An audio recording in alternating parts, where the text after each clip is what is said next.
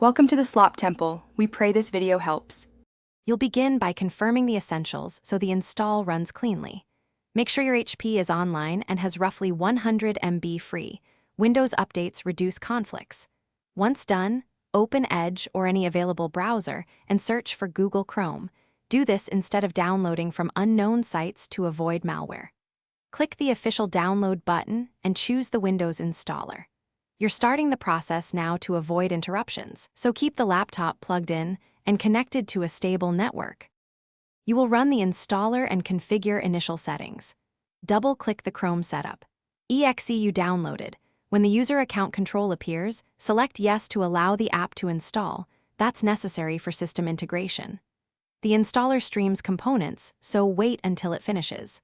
Once Chrome opens, set it as default if you want quicker access later, and sign in with your Google account to sync bookmarks and passwords.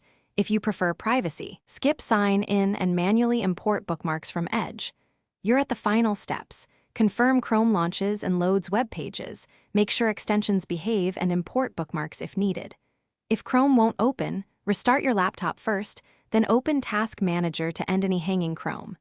Exe processes and try again. If web pages fail to load, check firewall or antivirus settings and allow Chrome. As a troubleshooting tip, if the online installer stalls repeatedly, download the Chrome offline installer and reinstall. This bypasses network interruptions and often fixes corrupted download issues. Thanks for watching. Consider subscribing if we helped you.